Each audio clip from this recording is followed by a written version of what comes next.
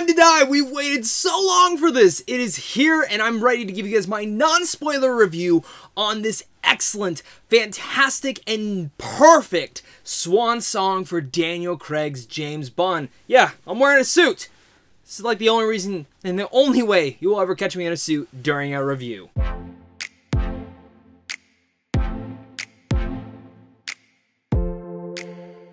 What's going on, buddy? Welcome back to a brand new movie review. Today we're going to be discussing No Time to Die, the latest James Bond movie directed by Cary Fukunaga and also starring, of course, Daniel Craig, Ana de Armas, Léa Seydoux, Rami Malek, and Lashana Lynch. I have been dying to see this. When it comes down to the James Bond franchise, I have started to get closer and more invested in it over the past 3 years. And especially when it comes down to Daniel Craig, because he was the first Bond that I ever revisited and jumped into and absolutely fell in love with when it came back in Casino Royale.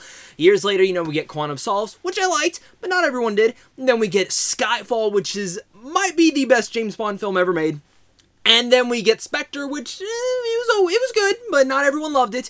And now we're at No Time to Die. And if you've noticed that periodically, you know, we get a great one, then we get a decent one. Then we get a great one, then we get a decent one. And let me tell you, that trend follows. This might be my second favorite James Bond film, and maybe it'll eventually become one of my favorites of all time as time progresses and I rewatch it more. But I am so excited to bring you guys my non-spoiler review. And if you guys are new here and you guys love talking movies, hit that like and subscribe button so we can keep talking movies all the way down below in the comment section. I do all sorts of movie content over here on a daily basis, and I'm so excited to discuss this with you guys down below in the comment section. And just in general, make sure to hit that like and subscribe button before you head on out. No Time to Die picks up right where we left James Bond last time, as James Bond has left the active service. His peace, though, it's short-lived when Felix, an old friend from the CIA, he turns up asking for help, leading Bond onto the trail of a mysterious villain armed with a dangerous new technology. And that new villain is, of course, portrayed by Rami Malek, who also just won an Oscar a couple of years back for Bohemian Rhapsody. Again, No Time to Die, there is a lot to talk about within this movie, and I'm already said it. This is a perfect swan song when it is the final film of Daniel Craig's Bond era, and it's an emotional one at that. I found myself weeping of tears throughout the entire film because I was so emotionally invested, and if you've been doing a 007 marathon leading up to this, especially with the Craig Bonds, you are in for such a surprise and such like a delight, because they really do tie it into the entire wheelhouse, even the ones that maybe were the weaker ones, like say Spectre, but make you kind of appreciate it more on a different level. And honestly, like, as I was sitting here, I was just floored the entire way. I was getting my hands, I was getting hyped in sitting there, and I can't wait to see this film again, because from the opening scene to the very last, I was so invested. And for a 2-hour and 45-minute runtime, yeah, that's a long time. It's the longest Bond film ever. It did not feel like that at all. Where, like, even when I watch Avengers Endgame, I do feel that 3-hour pacing. With this movie, it flew by, and it's probably one of the best paced James Bond films yet, and it's fantastic to say that, because I was really worried that there was going to be some lulls here and there, because almost every James Bond film I've watched, there's a lull here and there where I'm like, okay, we could pick up the pacing a bit. But even with that said, No Time to Die experimented with that and really ran wonders, and that runtime was superbly needed, because there was so much details and intrigueness that you really needed to dive into this all, and especially because this is Craig's film, full in and full out as Bond. You learn a lot more about him. Even though we have learned a lot about him throughout the entire series, there's a lot more to him here.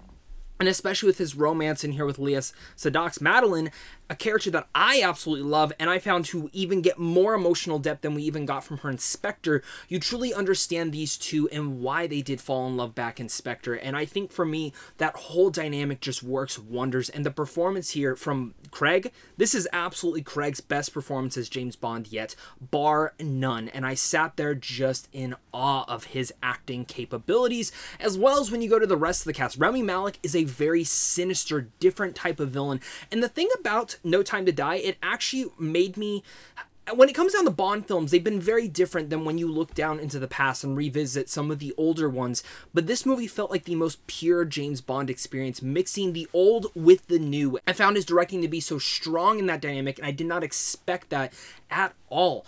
And also leading into there even a little bit more, one of the things that I was really interested in seeing was, again, how that was going to work. And, you know, if you're a big, major, long Bond fan, Imagine Dr. No meets Skyfall. That is exactly what you get with No Time to Die. Whether it's from the vibe, the intrigue, the action in here, which, oh my god. There's like 2 action scenes in here, which probably are the best James Bond action scenes yet. And I know that's saying a lot because especially over the last couple of ones with Daniel Craig, you're sitting there like, really? How can you top that? You can here. There's the 3rd act alone. There's one that I just had my jaw hitting the floor, and a round of applause for them. Like I was going back to the actors, Rami Malek is very sinister in here, and I like the intrigue to his villain, and really much his ideology. I found him to be such a memorable one, and in fact, I think he's one of the most menacing ones that Craig has ever faced, and in general, James Bond has ever faced before. Loved how subdued he was in this role, and again, brings a lot more layers to his character, and we've already had some great villains, whether it's Mads Mikkelsen or Javier Bardem,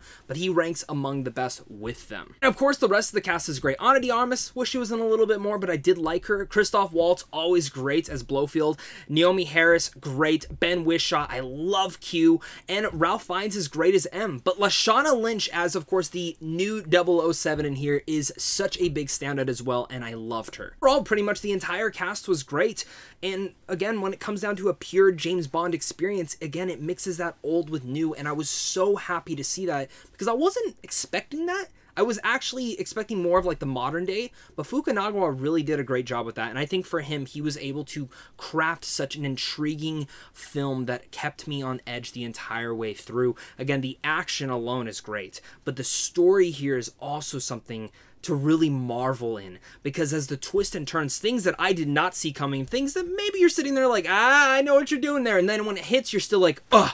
An emotional punch. Just works. Fans of the Daniel Craig era Bond films will absolutely be excited with this one and absolutely love it. And other Bond fans who maybe haven't liked the last few, or in general maybe just didn't like Spectre, will absolutely feel redeemed here. I haven't even talked about Hans Zimmer's score yet because, man, that thing is just booming. I can't believe, like, we got Hans Zimmer going full on board with this film, and then we got Dune coming out soon, and I already know his score for that's gonna be crazy. This guy's having, like, one of the best years of his career yet. Billie Eilish's Bond theme for here, I had not heard it till this point. I know it had come out. I did not want to hear it until I see them film. And man, it just crafted the perfect segue into the film. Again, when you get to that opening, and then you get to the first act, and the end of the first act, to the second act, to the third act, it's all just firing on all cylinders, man. The movie just left me an emotional wreck when I left. I don't want to see Daniel Craig leave this role because he is perfect Bond material. I mean, we've had so many great Bonds, and I'm sure whoever they cast next will also be great. But Daniel Craig was the first Bond that I ever experienced, and what a great swan song this one was. What else is there to say? No Time to Die is everything you could want and more. Not just from a James Bond experience, but from a flat-out blockbuster. It's emotional, it's impactful, it's thought-provoking, especially when it comes down to the villain and every capability of that and trying to figure out what is going to happen next. You'll go through twists and turns with Bond himself, and you will feel those emotional punches all the way through as you learn more about not just Daniel Craig's Bond, but also Madeline and her past, a character that was very much intriguing and probably one of the best parts of Spectre. You'll even maybe follow more of an appreciation for Spectre itself. Fukunaga absolutely directed the hell out of this. The action is top-tier Bond in some of the most gritty and visceral action scenes that we have seen yet from a James Bond film. The score is top-notch and also one of my favorites, and it perfectly embodies a James Bond feel. It feels the modern-like, but also the classic. You have that amazing story, and it's pretty much Dr. No meets Skyfall. If those are up your alley, you are going to absolutely love No Time to Die, just like I did, and that is why I'm going to give No Time to Die an A+. This is absolutely Craig's best outing as James Bond. I love how opened up he was into this role, and in general, the entire cast, where the story takes you. I cannot wait to see this one again. I'm really chomping at the bits to go see this one, but I can't wait to hear your guys' thoughts down below in the comment section, so make sure to comment down below, as well as make sure to head on over to Sandwich on Films on how to see films early. Look forward to a ranking of all Daniel Craig Bond films over on this channel the opening weekend of this. Of course, it's a big thank you to you, and a big thank you to my Patreon supporters for watching this. It really means the world. Without you guys, I would not be here. And of course, until next time though, guys, stay classy.